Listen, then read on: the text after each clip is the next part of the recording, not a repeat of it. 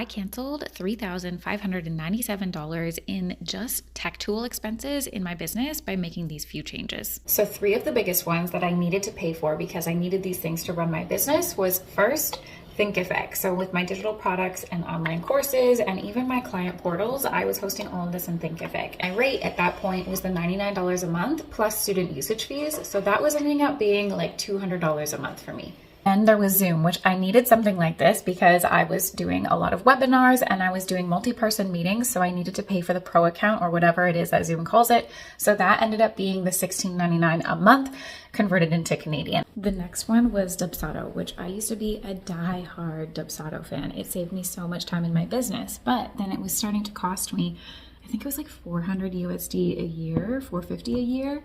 But then there was a lot of feature overlap with other things that I had. And then there was API, which I needed to connect all of these pieces because they didn't actually connect natively through their own API. So that grand total came to $549 Canadian. I looked that up and I realized this was an issue. And I started looking at all of the different tech tools I have and the overlap in features between all of them.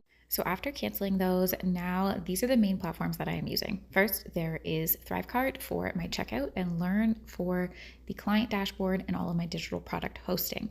Then I'm using Google Workspace for my contracts and proposals and all my client deliverables like I was already doing. Slack is how I do my comms with clients and anybody working with me. An ActiveCampaign, which I was already using, helps me with any of the automations needed or communicating with customers in a mass format. And you might look at that list and be like, Jill, that's still a lot, but that is things I was already paying for in addition to that $3,500. And don't even get me started on the announcement from Google Workspace about having agents in your inbox and in your workspaces. I'm so excited for this.